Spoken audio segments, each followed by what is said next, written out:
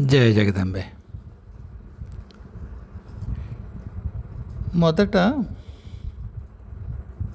కృష్ణకుమార్ గారు అడిగిన వివరణ ప్రయత్నం చేస్తాను. అది కృష్ణ చాలా ప్రయత్నం చేశాను. నేను కొంత ఏమైనా వేదాంత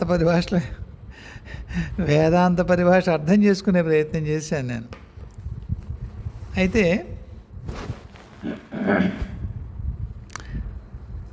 అది నాకు కొరుకుడు పడలేదు.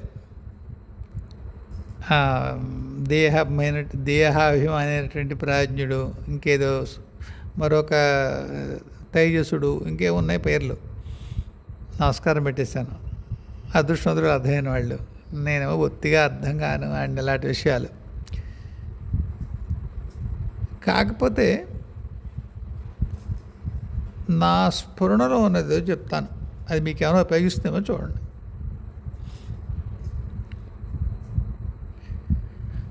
జాగ్రత్త అవస్థ తెలిసిందే. ఎక్కడ మనం తగులుకొని ఉన్నాము, ఈ భౌతికం అదొక అవస్థ. అయితే అదేదో సామె చెప్తారు కదా, సిటీ బస్సులో డబ్బులు పోతే పార్కులో వెతుక్కోకూడదు, అదే పార్కులో డబ్బులు పోతే సిటీ బస్సులో వెతుక్కోకూడదని. వదలవలసిన స్థితి ఇది. జాగ్రత్త అవస్థ వదలాలని అంటలేదు.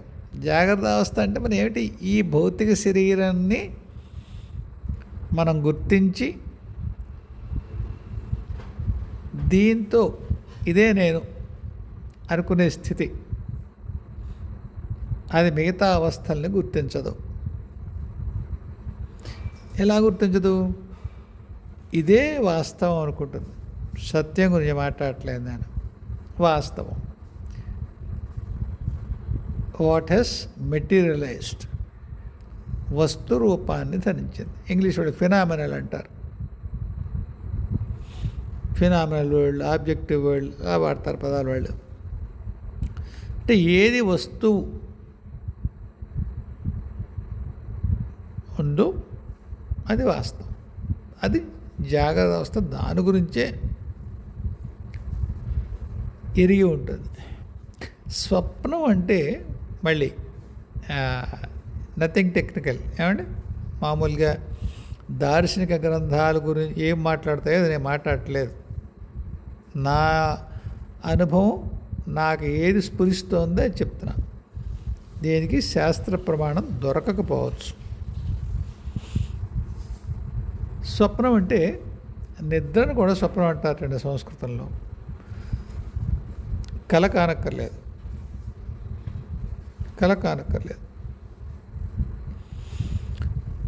ఎప్పుడైతే నిద్రపోతామో ఒక విధంగా అది ఇన్వాలంటరీ మెడిటేషన్ అంటారు, అప్రయత్నపు ధ్యానము అంటారు. అంటే భౌతిక ఇంద్రియాలు మీకు ఇన్పుట్స్ ఇవ్వడం మానేస్తాయండి. కళ్ళు చూడవు, చెవులు వినవు, ముక్కు వాసన చూడదు. మామూలు సందర్భాలు ఉండవు, మరీ ఘాటుగా మొక్కుతారని పెడితే వస్తుంది మెళుకు. అలా కాదు, సామాన్యంగా అవి చేసేటువంటి ఆ పంచకృత్యాలు కూడా రూపరస గంధ త్వక్ చక్షు, ఇవి ఇక్కడ చక్షు అని శ్రోత్రనాలే మధ్య రూపం అనేది చక్షువుకి సంబంధించిందే కనుక మొత్తానికి అవి మీ కళ్ళు, ముక్కు, చెవులు, నాలుక, మీ చర్మం, స్పర్శ, ఈ పనులు అనేవి తెలిసి చెయ్యవు నిద్రలో. అప్పుడు మనస్సుకి వాటి నుంచి ఎటువంటి సమాచారము ఉండదు, ప్రాసెస్ చేయడానికే ఉండదు. ఒక విధమైన విశ్రాంత స్థితిలో ఉంటుంది. అదేం ఆలోచన చేసుకుంటుందో, అంతకు ముందున్న మెటీరియల్ని ప్రాసెస్ చేసుకుంటుందా మనస్సు, దాని సంగతి కథ వేరే. ఆ పైన సుషుప్తి, అక్కడ కళ్ళు కూడా లేని స్థితి అని ఒక అర్థం చెప్తారు.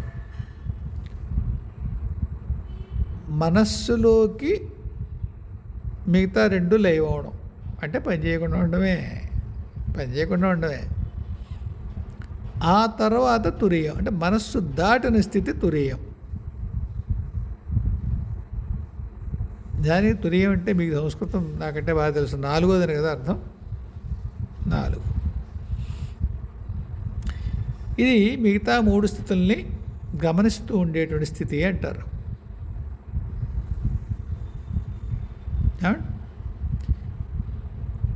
అమ్మ దగ్గరికి తర్వాత వెళదాం.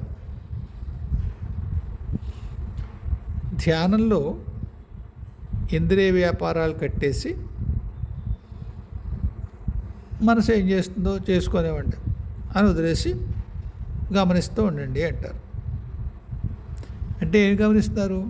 మనస్సును గమనిస్తున్నారు, మీ భావోద్వేగాలు ఎమోషన్స్ గమనిస్తున్నారు, శరీరం ఏం చేస్తుందో గమనిస్తారు. అంటే ఒక విధంగా తురీయ అవస్థను దేని మాట్లాడుతున్నామో అక్కడ ఉన్నారు మీరు. ఆ మూడింటి ఏం జరుగుతుందో జరుగుతుంది. అది కల అంటే మనస్సుని నియంత్రించరు, జరగనిస్తారు. ఒక పద్ధతి ఏమిటంటే ఒక పెద్దవాళ్ళు చెప్పే మాట సుమండి. ఎందుకంటే నేను ఏదైతే ధ్యానం అంటారో ఆ ధ్యానం అలా చేయలేదండి. అది ఎలా చెప్పాలి మీకు? ఈ ట్రెడిషనల్ ధ్యానం ఉన్నట్టుగా నేను చేయలేదు, అటువంటి మెడిటేషన్ ఎప్పుడు చేయలేదు. అని చేత ప్రాక్టికల్గా నేను ఏం చేశానో అదే చెప్తాను. ఇప్పుడు పిరమిడ్లో కానీ ఇంకెవరన్నా ధ్యానాలు నేర్పి ఎవరన్నా సరే వాళ్ళు ఏ ధ్యానం గురించి మాట్లాడతారు అనే ప్రాపర్ సెన్స్ అది నేను మాట్లాడకపోవచ్చు. మొత్తానికి ఈ ధ్యానంలో మీరు ఆ మూడింటిని చూస్తారు, ఏ జరిగితే జరుగుతుందని. ఇలాంటప్పుడు మీ మనస్సుని దాటిన స్థితి కదా, ఒక్కోసారి గమనింపుని మానేసి ఇది మానసిక సూక్ష్మ శారీరక భౌతిక శరీరాలు ఏమేం చేస్తున్నాయో అనే విషయాన్ని గమనించడం మానేసి ఎవరో ఒక ఆయన ఉంటారు, ఆయన పేరు ఏమంటారు? మీరు జీవుడు అంటే అనండి. ఆయన ఇవన్నీ కాకుండా వేరే దేన్నో ముట్టుకుంటాడు.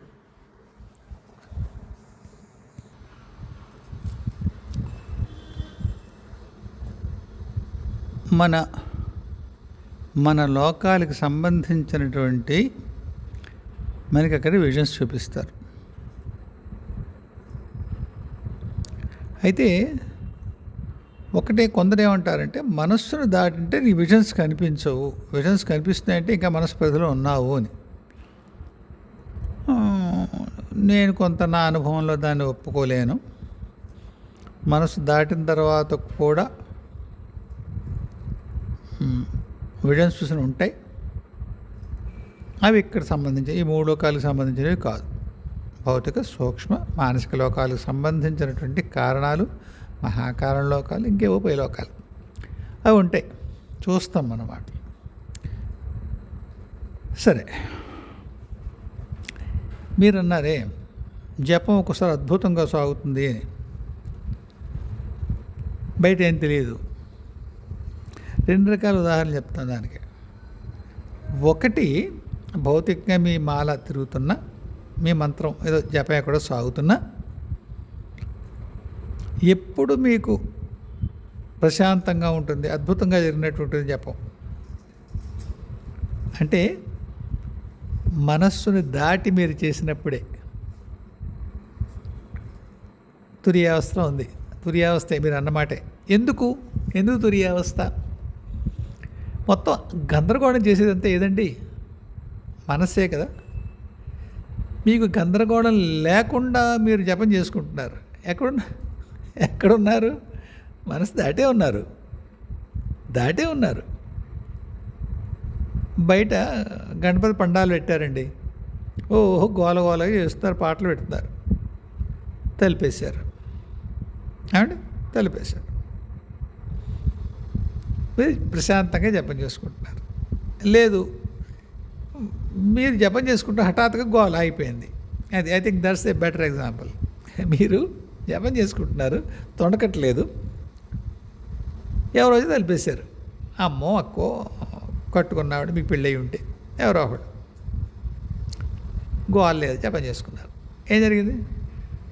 గోల చేసేటువంటి దాన్ని కట్ ఆఫ్ చేశారు, అంతేగా. శబ్దం మిమ్మల్ని ఇబ్బంది పెట్టకుండా, గోల మిమ్మల్ని ఇబ్బంది పెట్టకుండా మీ జపం సాగేట్టుగా ఎవరో చేశారు. ఇక్కడ మనలో గోల పెట్టే ఒకే ఒక్క విషయం ఏది? మన మనస్సు. ఆ మనస్సును దాటారు మీరు. దాని గోలని మీరు అధిగమించి జపం చేసుకుంటారు. అప్పుడు మాత్రమే జపం సాగుతుంది. రెండో అభిప్రాయం అక్కర్లేదు మీకు. మీ జపం ఎప్పుడన్నా సాగిందంటే బాగా మీరు మనసు పరిస్థితి దాటారని అర్థం. మనసు జపం చేసుకునేదండి, ప్రశ్నే లేదు. కాబట్టి ఎప్పుడు బాగా జపం చేసుకున్నా తురియ అవస్థలో ఉన్నట్టుగా అర్థం చేసుకోండి. మళ్ళీ చెప్తానండి, ఎవరన్నా బాగా వేదాంత పుస్తకాలు బాగా చదివి వెలుగులో ప్రయాణంగా అలా చెప్పేస్తుండే, కానీ అది కాదురా. యాక్చువల్గా దేహాభిమైనటువంటి వాడు సూక్ష్మాభిమాన సూక్ష్మ శరీరాభిమైనటువంటి మరో వెంకట్రావు, ఆ తర్వాత ఇంక సుబ్బారావు అని చెప్పాను అనుకోండి, నేను చెప్పేస్తాను అవునండి వాళ్ళే కరెక్ట్ అంటాను నేను. ఎందుకంటే వాళ్ళు ఎవరో పెద్ద పెద్ద వాళ్ళు రాసిన పుస్తకాలు అవి. నాకేమో అర్థం కాని వ్యవహారం. నాకల్లా నేను చూసింది మీకు చెప్పడం వరకే నేను చేయగలిగేది. ఏమండి? అంచేత పుస్తకానికి భిన్నంగా ఉంటే అన్యథా భావించకండి. ఇది కేవలం నా అనుభవం. అది మీకేమైనా ఉపయోగపడుతుంది, ఎక్సలెంట్. అంటే ఆ దారిలో నేను వెళ్తున్నవాడిని. ఓ కృష్ణ గారికి ఇప్పుడు జపం చేసుకుంటే ఇలా ఉందా, ఓహో ఈయన మనసు దాటి చేసాడు కాబోలు అనుకోవడమే. సాక్షిగా ఉండకపోవడం మన ఇష్టం. అక్కడ అది చూసారా? గోడ ఎక్కితే నీకు ఇది కనిపిస్తుంది అని చెప్పారండి. గోడ ఎక్కారు, మీరు చూడరు, దెన్ వాట్? కదా, మీ చాయిస్ కదా. మనసును చూస్తారా, భావశరీరాన్ని చూస్తారా, ఈ రెండు కాదు. ఆ పైన మనస్సు దాటిన పరిధిలో ఉండేటువంటి ఏ అంతర్లోకాలు మీకు చూసేందుకు యోగ్యత కల్పించబడి ఉందో ఈశ్వరికే వేరు సాధనాల వల్ల అది చూస్తారు. మెసేజెస్ వస్తాయి. ఇంకోటి ఏమిటి, దీన్ని ఇంకొకళ్ళు ఏమంటారంటే బుద్ధి అంటారు. బుద్ధి అంటే మనస్సు యొక్క హయ్యెస్ట్ పొర దాటినకి దాన్ని ఆనుకున్నటువంటి ఆత్మకి మనస్సుకి మధ్యలో ఉండేటువంటిది అని చెప్తారు.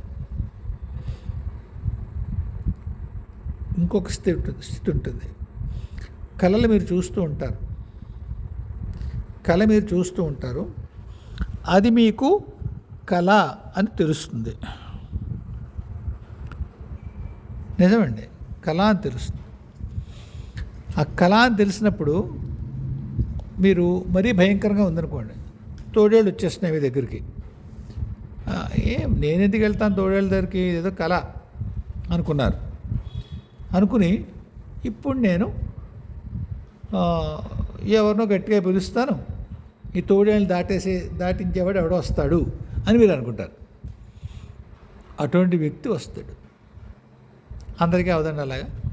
మొదట అది కళని తెలియడం, రెండు ఈ కళ ఇంక చాలు అనుకుంటే అయిపోవడం, ఇంకొకసారి ఆ కళని మీరు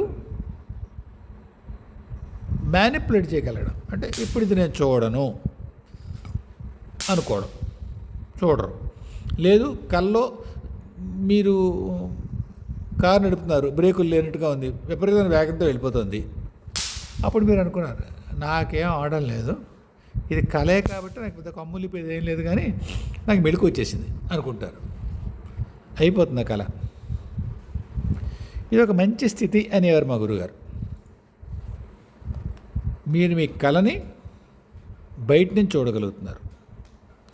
అంటే కళకి మీరు సాక్షిగా ఉండగలుగుతున్నారు. అలా మీ మనస్సుకి సాక్షిగా ఉంటారు. చాలా దూరం సుమండి, ఇది చాలా దూరం, అంత సులువుగా ఏముండదు. చాలామంది పెద్దవాళ్ళు చెప్తుంటారు కదండి మనకి, జరిగే ఆలోచనల్ని మీరు గమనిస్తూ ఉండండి అని. అంత సులువుగా ఉండదు, అది చిరాగ్గా ఉంటుంది. పిచ్చి పిచ్చి ఆలోచనలు వస్తుంటాయి. ఎలాగండి గమనించేది? ఓ వరస వావి ఉండదు, వాటికి ఏమేవో వస్తూ ఉంటాయి. అయ్యో బాబోయ్, నేను ఎంత ఎదవనా అనిపించేంత ఆలోచనలు వస్తాయి. వాళ్ళు మురుకూడాలా? దానికేం చెప్తారండి పెద్దవాళ్ళు? అమ్మ ఉంటుంది, ఇద్దరు పిల్లలు ఆడుకుంటూ ఉంటారు, పిల్లాడు బొమ్మలు ఇస్తుంది, పట్టించుకోదు, వాళ్ళని ఆడుకొనిస్తూ ఉంటుంది. వాళ్ళ యొక్క గొడవ కొద్దిగా ఒక గీత దాటేసరికి వంటింట్లోంచి బయటకు వచ్చి ఒకసారి చూస్తుంటే వాళ్ళకేసి, అమ్మ వచ్చింది అవుతారట. తర్వాత మళ్ళీ ఆడుకుంటారు, మళ్ళీ అరుస్తారు, మళ్ళీ అమ్మ వస్తుంది. ఇలా 2-3 సార్లు అయిన తర్వాత వాళ్ళకి అమ్మ ఇక్కడే ఉంది, అమ్మ మన్ని గమనిస్తోంది అనుకున్నప్పుడు అల్లరి చేయడం మానేస్తారు. వాళ్ళు ఆడుకుంటారు, ఆట ఏం మానరు, అల్లరి చేయడం మానేస్తారు అని పెద్దవాళ్ళు ఉదాహరణ చెప్తారు. అంటే ఆలోచనల్ని మీరు ఎవరో గమనిస్తున్నారు అనుకున్నప్పుడు అవి తమ వెర్రితనాన్ని వదులుకుంటాయి అని ఒక సిద్ధాంతం. మీరు వెంటనే నీకు ఎలా జరిగిందా అయ్యా అని అడిగారు అనుకోండి, తెలియదండి, నాకల్లా ఒక్కటే జరిగింది. అమ్మతో సంసర్గం ఎక్కువ అయ్యే కొద్దీ ఎందుకు దీని గురించి గోవాలా, అయ్యేది చచ్చేది లేదు ఇక్కడ. మళ్ళీ ఓ మంచి జరిగినా ఓ చెడు జరిగినా దానికి మళ్ళీ ఇంకేదో చైన్ ఉంటుంది. ఎవడొస్తాడా మళ్ళీ వద్దులే అని నిరాసక్తి వచ్చింది నిరాసక్తి. ఇదివరకట్లా విషయాలు అంత తగులుకొని ఉండను నేను, కానీ అనుకుంటానండి. చెప్పాను కదా సార్, ఇదే ఉదాహరణ చెప్పాను కూడా. ఈ అస్తమాటు ఈ ఆరో ఎక్కడ బాగు చేయించుకుంటాం, మంజీరా వాటర్ పెట్టి చేసుకుంటే కాస్త తక్కువ అవుతుందేమో, త్వరగా పాడవదేమో ఆరో అనుకోండి. ఇప్పుడు మా తాతయ్య అలా చేయకపోతే అన్నట్టుగా, అయితే 20 ఏళ్ళు అయిపోయింది, ఈ గొట్టాలు మార్చేసుకుంటే మంచిదేమో అనిపించింది అనుకోండి. 5 లక్షలు అవుతుంది బడ్జెట్ చెప్తాడు ఆ ప్లంబర్. వీడి మొహం కొత్త సంతకెళ్ళ ఆ విధంగా వాడెవడో డబ్బులు ఇవ్వాల్సింది, వీడు ఇవ్వలేదేంటి, ఇన్ని కోట్లు పోయి అని ఓ విధమో ఒకసారి పెడతాం. మళ్ళీ అమ్మ తిడుతుంది, నీకేం లోటు వచ్చిందిరా ఇప్పుడు, మంచినీళ్ళు కొట్టడం కోసం వాడిని ఏమైనా తెలుసుకుంటావేంటి, ఉన్న డబ్బులో ఖర్చు పెట్టు, ఏమవుతుంది, ఆ ఎఫ్డి బ్రేక్ చేయమేంటి, వాడెవడో డబ్బులు ఇస్తే దాంతో పెట్టుకుందాం అనుకుంటా, కొలాయి కొట్టాలి, ఏం రోగం అది, ఎందుకు వచ్చిన ఆలోచనలు అనేవి, అవి ఎందుకు రాలేదు, ఇప్పుడు నీ డబ్బు లేవా, అది తీస్తే కానీ, అది వాడెవడ ఇస్తే కానీ లేవా, ఉన్నాయమ్మా, మరే దాకోవాలి, అయిపోతుంది మంగళం. కాబట్టి నేను పూర్తిగా మనసు జయించేసానా, లేదు. ఏమంటే దాన్ని అత్యున్నతమైనటువంటి ఒక భాగ్యం ఏమిటి అంటే, ఎప్పుడైనా మనసు పరిధిలోకి దిక్కుమాల ఆలోచన చేస్తే మనం మనస్సును గమనించడం కాదండి, మా అమ్మే వచ్చి గమనించి పిచ్చాదా అని చాలుక అనేస్తుంది. ఓహో అమ్మ చూసుకుంటుందిలే, మన పెద్ద ఏడవక్కలేదు అని సర్దేసుకుంటారు. కాబట్టి టెక్నికల్లీ నేనేం గెలవలేదు మనసుని, నేను మనస్సుని గెలవలేదు. మరి అలారా నేనేం ధ్యానం చేస్తానండి బాబోయ్, ధ్యానం ఏం చేయను, కూర్చుంటా అక్కడ కళ్ళు మూసుకుని. ఎప్పుడు అమ్మకు ఒకసారి పెద్దడానికి ఇలా దిగదు కానీ ఒరే కాసేపు కళ్ళు మూసుకూర్చోరా, అప్పుడు ఒకలాంటి మత్తు వస్తుంది, సమాచారం స్పష్టంగా వస్తుంది. దాని ధ్యానం అని మీరు అంటారా అనుకోండి, దానికి మాత్రం ఏమంటుంది, దాన్ని భ్రూమధ్యం మీద దృష్టి ఉంచి వెను నిటారుగా పెట్టి అండ్ విక్రించట్లేదే, ప్లీజ్ ఎవ్వరూ ధ్యానం చేసేవాళ్ళు నన్ను తిట్టుకోకండి, నేను ఏం విక్రించట్లేదు, అలాంటి ప్రాపర్ మెకానిజంలో నేను చెయ్యలేదని మాత్రమే చెప్తున్నాను. నువ్వేం చెప్తున్నావురా, నువ్వు అలా చేయకపోయినా కానీ ధ్యానం కుదరదని చెప్తున్నావా, ధ్యానం చేయగలని చెప్తున్నావా అంటారు అనుకోండి, నమస్కారం, నా ఉద్దేశం అది కాదు. ధ్యానాల్లో ఒక్కటి ఏమంటున్నానంటే, వడ్డించేవాడు మీ వాడైతే కడపంక్తిని కూర్చున్నా కానీ నష్టం లేదు. మీకు ధ్యానం చేయడం చేత కాకపోయినా ఒకవేళ మీరు జపం బాగా చేసుకుని, అంటే జపం వేరు ధ్యానం వేరు ఒప్పుకుంటారు కదా, ఆ స్కూల్ వేరు. మీరు బాగా జపం చేసుకుంటే మీ అమ్మో అయ్యో ధ్యానంలో ఉండే ఏ స్థితి ఉంటుందో జపంలోనే మీకు ఆ స్థితి ఇస్తారు. కృష్ణకుమార్ గారు మీకు ఈ స్థితి వచ్చింది కదా, మీరు ఎప్పుడైతే జపం చేసుకుంటున్నారో ప్రశాంతంగా ఏ గోళం లేకుండా జపం అద్భుతంగా సాగిందో అప్పుడు ధ్యానం చేశారా మీరు? ధ్యానం జరిగింది. మీరు జపం చేశారు కానీ జరిగింది ఏమిటి? ధ్యానం జరిగింది. మీరు వీటిలంతటికీ సాక్షిగా ఉండి హాయిగా అంతం జపం చేసుకున్నారు మనసు దాటేసి. ధ్యానం అదేగా. కాబట్టి ఆ తురీయ అవస్థ వస్తుంది. ఎవరిస్తారు? బంగారు తల్లి ఇస్తుంది, లేదా మీ అయ్య, ఎవరో ఒకళ్ళు, పెద్ద విషయం కాదనుకోండి. అందువల్ల తురీయ అవస్థ ఉంది. దాన్ని మనం అనుకున్నదే మీ స్ఫురణకు వచ్చింది, నాకు జరిగింది, నాకు ఇప్పుడు స్ఫురణకు వచ్చింది కూడా. It kind of endorses your experience, your opinion.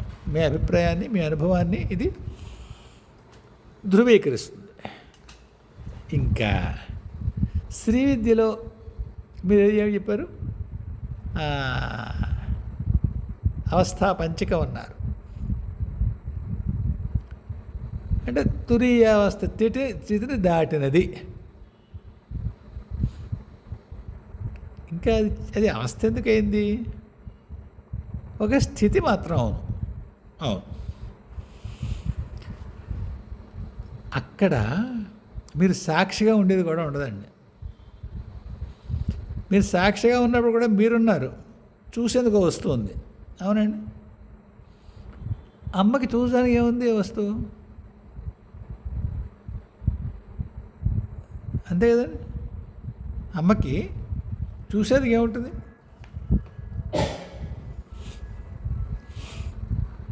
అదృశ్య అయిపోయింది, దృశ్యరహిత, చూడడానికి ఏం లేదు ఆవిడికి. దానికి ఎంతో అందంగా చెప్తారండి ఎవరో శివుడు గురించి. శివుడు స్థాణువు అంటే ఏమిటి అన్నారు. స్థాణువు అంటే కదలలేంది. ఎందుకు కదలలేదుట? మీరు ఒక చోట్లో కూర్చుని కొద్దిగా మీకు ఖాళీ ఉంటే కదులుతారు, ఉన్నదంతా మీరే. ఎక్కడికి వెళ్తారు? కదలలేరు కదా. అదిటే. అలా ఉన్న వస్తువు ఒకటే. అప్పుడు ఎవరిని చూస్తుంది అది? లేదు ఇంకేం చూడడానికి, ఇంకేం లేదు చూడడానికి. ఇక్కడ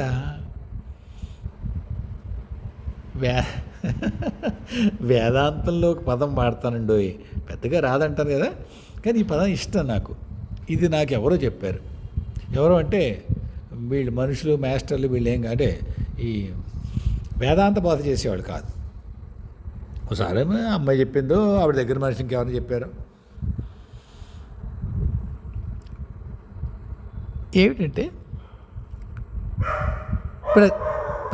ప్రత్యక్షము పరోక్షము అంటారు కదా. ప్రత్యక్షం అంటే ఎదుర్కొన్నాం, పరోక్షం అంటే ఇంకెవరో వేరే వాళ్ళ ద్వారా. అదేగా మనకు అర్థమైంది. నా పరోక్షంలో అన్నాడు వాడు అంటారు కదా, అంటే నేను లేను అక్కడ. కానీ దైవం యొక్క అనుభూతిని అపరోక్షానుభూతి అంటారు. అవునండి. నేను దృశ్యరహితలోంచి చూస్తానండి దీన్ని. ఏమండి? దృశ్యరహితలోంచి చూస్తున్నాను. అపరోక్షానుభూతి. ఎందుకు అలా అంటారు? పరోక్షం కాదు, బాగుంది, వేరే వాళ్ళు చెప్పట్లేదు. ప్రత్యక్షమే కదా దానికి ఆపోజిట్ వర్డ్ ప్రత్యక్ష. మన పరోక్షానికి మనం తీసుకునేటువంటి పదం ఏమిటండి? వ్యతిరేక పదం ప్రత్యక్షం. అవునండి. నా పరోక్షంలో చెప్పాడు, నా ప్రత్యక్షంలో చెప్తే నేను దాని సంగతి చూసుకుంటాను అంటాం కదా. లేదు, వాడు పరోక్షంలో అన్నాడు, ప్రత్యక్షంలో అనలేదు. మంచి మాటే, తిట్టేం కాదు. వాడు పరోక్షంలో ఒప్పుకున్నాడు, వాడు గొప్పవాడని, ప్రత్యక్షంలో ఎప్పుడు అనలేదు. బాగుంది. సో పరోక్షం కానిది ప్రత్యక్షం. అనుభూతి అపరోక్షానుభూతి, వేరే వాళ్ళ ద్వారా కాదు. ప్రత్యక్షానుభూతి కూడా కాదు. దాన్ని అపరోక్షానుభూతి అన్నారు. ఎందుకు? ప్రత్యక్షతలో ఇద్దరున్నారట. ప్రత్యక్షతలో ఇద్దరున్నారు.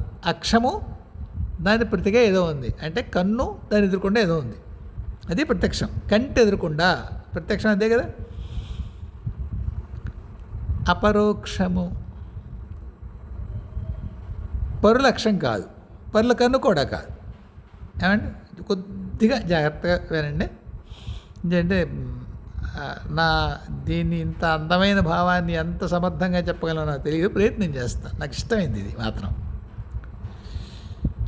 ప్రత్యక్ష కాదు, పరోక్షం కాదు, అపరోక్షం. అనుభూతి అపరోక్షం అంటే ఏంటి? పరోక్షము కానిది. ఎక్కడి నుంచి వచ్చింది? మీ లోపల నుంచి వచ్చింది. పరులు కాదు, పరులు కానివాళ్ళు. అలా అని చెప్పి ఎదురుగా లేరు. ప్రత్యక్షము కాదు, పరోక్షము కాదు, అనుభూతి మీలో నుంచి వస్తుంది. అపరోక్షం అంటే మీలోంచే వస్తుంది. పరులు కాదు, ఎదురుకుండా ఉన్నవాళ్ళు కాదు, మీలోంచే. అందుకని అపరోక్షానుభూతి అంటారట దాన్ని. ఇంకొకటి లేదు, ఇంకొక దాని ద్వారా రావట్లేదు మీకు అనుభూతి. దైవం యొక్క అనుభూతి ఎదురుకుండా కనిపించాడు దైవం.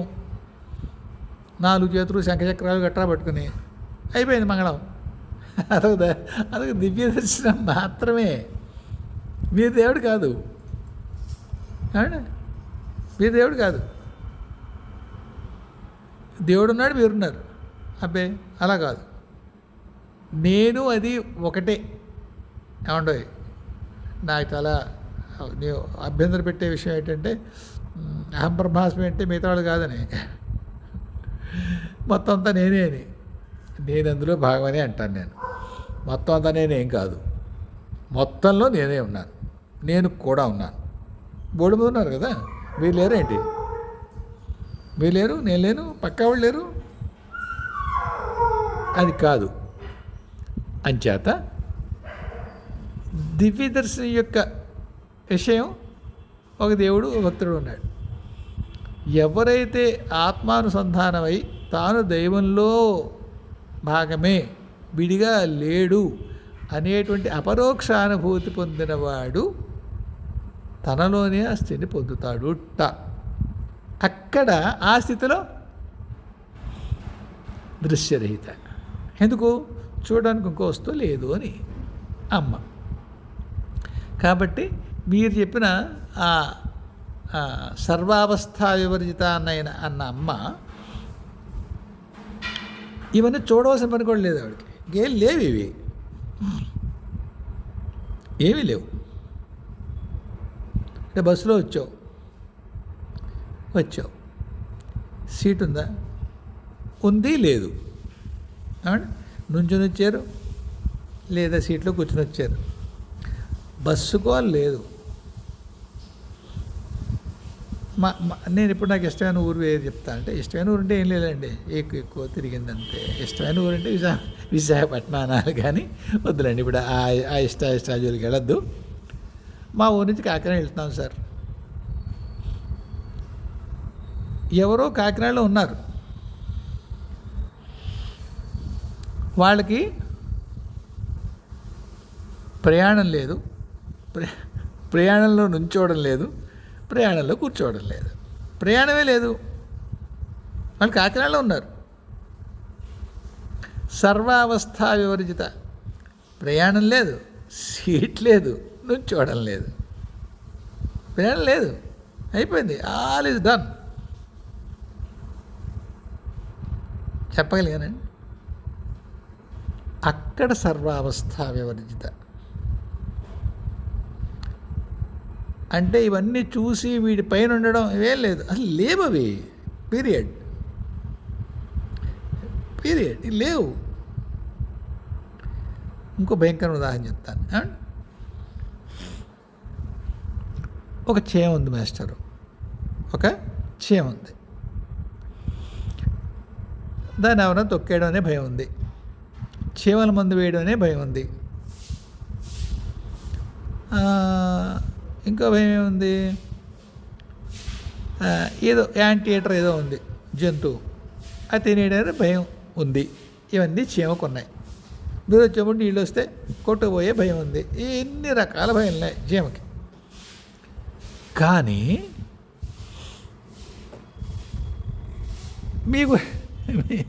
మీ గురించి చీమ ఏమనుకుంటుంది?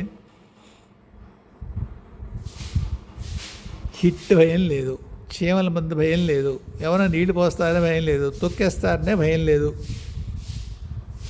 ఇలా వర్ణిస్తోంది మనిషి గురించి. నేను చెప్పగలుగుతున్నా కదండి, సీరియస్గా తీసుకోండి. చీమ మీ గురించి చెప్తోంది సార్. తొక్కేస్తారనే భయం లేనివాడు, చీమల మందు చేత చంపబడినవాడు, చీమల మందు భయం లేనివాడు, నీళ్ళు పోస్తే కొట్టుకుపోనివాడు, ఎవరి యాంటీఏటర్ చేత తినబడినవాడు, ఇన్ని రకాలు చెప్తాను.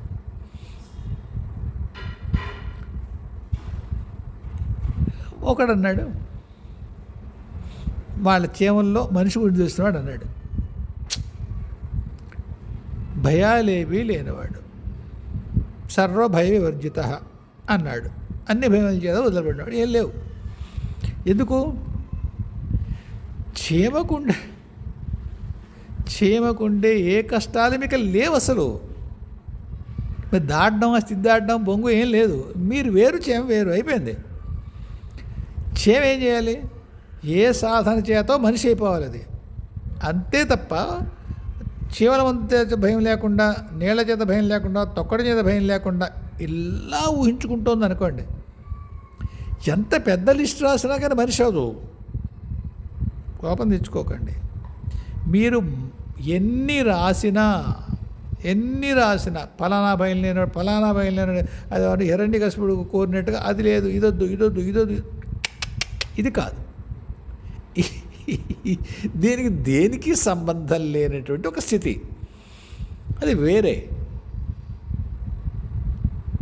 ట్రాన్స్ఫర్మేషన్ బొంగు ఏం లేదు, అది వేరు. పీరియడ్. ఆ స్థితి సర్వావస్థ వివర్జిత. ఇవేవి లేవు అసలు, వివర్జిత క్వశ్చనే ఇవేవి లేవు. ఇవి మనిషి వేరు, చీమ వేరు, అమ్మవారు వేరు, మనం వేరు. ఫలనా భయం లేనిది, రోగము, జర, వల్లకాడు, వసినపురం ఇవేవి లేని రే లేనేడు ఏనాడు లేదు. దాటడం ఏం లేదు ఆవిడకి, ఏనాడు లేవు. మీకు ఏవేవి ఉన్నాయో అవి లేని వించిపోయి దండం పెడతారు. మీరు నవ్వి బాగుందిరా పండు ఉంటుంది, అంతేగా. మీ దగ్గర స్కేల్ ఉంది మాస్టారు, 1 మీటర్ ఉంది దాని పొడుగు. హిమాలయాలకు వెళ్ళారు, ఇన్ని మీటర్లు అని లెక్కెట్టారు. చంద్రుడి గురించి చెప్పన్నారు, ఇన్ని లక్షల మీటర్ల దూరం. ఎన్నైనా మీ దగ్గర ఉన్న మీటర్ బద్దతోటి కొలవాల్సింది. ఆ పైన ఇంకేదో ఉంది, ఒక నక్షత్రం ఉంది. అది ఎన్ని కోట్ల మీటర్లు ఉంటుంది మాస్టారు అని ఎవరిని అడిగారు మీరు. ఇన్ని కాంతి సంవత్సరాల దూరంలో ఉంటుందండి. అబ్బాయి అలా కాదా, నాకు అర్థమే కదా. మీటర్లో చెప్పండి, లెక్క పెట్టర్రా. మీటర్లకి అందని దూరం అన్నాడు. అసలు మీటర్ల చేత కొలవబడని దూరం ఉంటుందా? దూరం అయ్యుండి అది కనుక దూరమే అయితే మీటర్ల చేత కొలవబడకుండా ఉంటుందా? ఉందిగా. మీరు చెప్పలేరు. ఎన్ని కోట్ల మీటర్లు చెప్తారేంటి కాంతి సంవత్సరాలు అన్నప్పుడు? చెప్పలేరు. అప్పుడు మీ కొలత పనికిరాదు. అప్పుడు మీరు ఏమనేస్తారు? అదేమని? అప్రమేయ ఏమండి? అప్రమేయ. దానికి ఎటువంటి ప్రమేయం లేదు. మీకు తెలిసిన ఎటువంటి స్టాండర్డ్, కంపారిటివ్ స్టాండర్డ్ లేదు అమ్మకి. ఇంత పొడుగ్గా ఉంటావు, అన్ని చేతులు ఉంటాయి, వర్ణించుకోండి మీరు కావాలంటే. అది కాదు. అది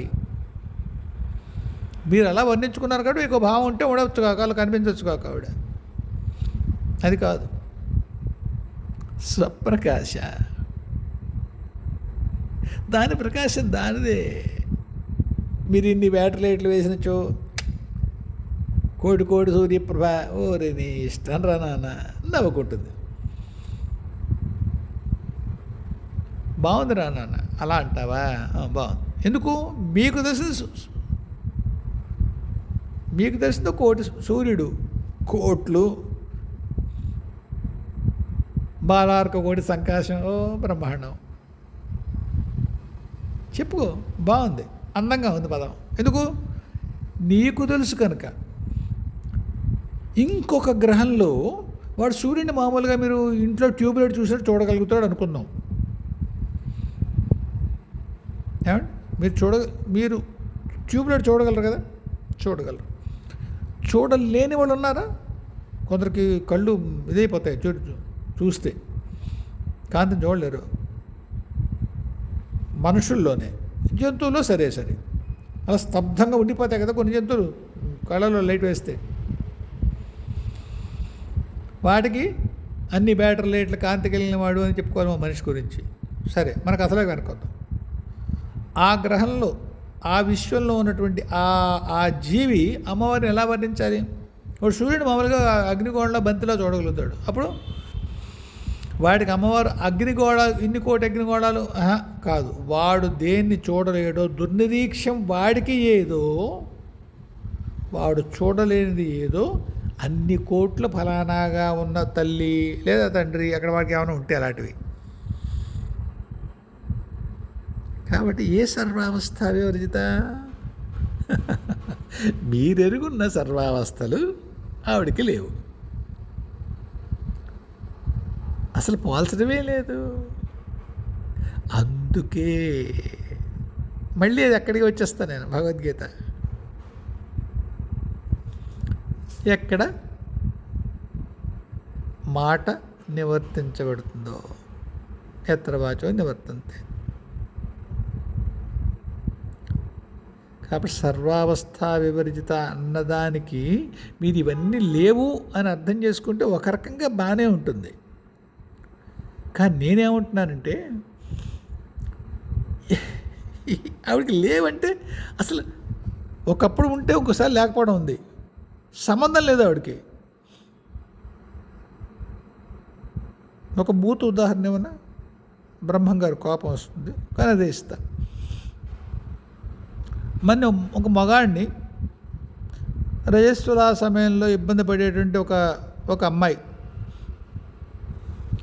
రజస్వలా కష్టం లేని మహానుభావుడు అందనుకోండి, మనకి ఏం తెలుస్తుంది మాస్టర్? రజస్సులే తెలియదు మనకి. దానికి కష్టం ఏముంది? ఆ కష్టం లేనివాడంటే కష్టం ఉంటే కదా లేకపోవడం, ఉండడం లేదు. అసలు మనకి వర్తించదు. అది వర్తించదు. గర్భధారణ కష్టం లేనివాడు అని మన ఎవరన్నా మన సహస్రనామాల్లో మన కోరే దండం పెట్టారనుకోండి, మనం ఏమాలి సార్? నవ్వాలి, వెర్నో నవ్వాలి. ఎందుకు? మనకి గర్భధారణ ఎవడో తెలియదు. మనకి ఆ బాధే తెలియదు, సుఖమో తెలియదు, ఆనందం. అబ్బా నాకు పిల్లాడు పుడతాడని ఆనందం లేదు, అబ్బా 9 నెలల మొయ్యాలనే కష్టం లేదు, దుఃఖం ఏ గోళ లేదు, మీకు అసలు తెలియదు. అది సుప్త అదేంటిది జాగ్రత్త స్వప్న సుషుప్తి లేవు. ఆవిడికి అవస్థలే లేవు. లేనప్పుడు వాటికి అవన్నీ వివరించదని చెప్పడం ఏముంది? నేను మాట్లాడి మాట అర్థమవుతుంది కదండి, చెప్పగలుగుతున్నాను కదా నా బాధ. కాబట్టి సర్వావస్థ వివర్జిత అనేది ఇవేవి లేని వీటిని సాక్షిగా చూసేటువంటి వీటి పైన ఉన్నది అలా ఏమనుకోకండి. ఊరికే రాసుకున్నాం మనం. ఆవిడికి ఇవి ఏనాడు లేవు. దాటడం కాదు, నిజానికి వివర్జిత అనకూడదు, రహిత అనాలి. లేవు ఆవిడికి. వివర్జిత అంటే ఓసారి వదిలిపెట్టినావు, అవి ఆవిడనో ఆవిడ వాటినో వదిలి ఉండాలి. ఏం కాదు, రహిత లేదు, ఏం లేవు. అందువల్ల ఈ అవస్థాత్రయం, అవస్థా చతుష్టకం, అవస్థా పంచకం శ్రీ విద్యోపాసకులకి అటువంటి స్థితి అంటే ఒకే ఒక వాక్యం చెప్పగలం. శ్రీ విద్యోపాసనలో ఎప్పటికైనా మనం అమ్మ అయిపోతే మీరు మాట్లాడే అవస్థా పంచకం ఏదైతే తురియం పైన సర్వావస్థా వివర్జిత సర్వావస్థారహితమైనటువంటి ఆ పరమేశ్వరీ తత్వంలో మనం స్థితమైనప్పుడు ఊరికే టెక్నికల్గా అది పంచమావస్థ అనుకోవడము, లేకపోతే ఈ అవస్థలు దాటిందనుకోవడం ఏమైనా ఉందేమో కానీ లేకపోతే అది అంటూ ఏమీ లేదండి.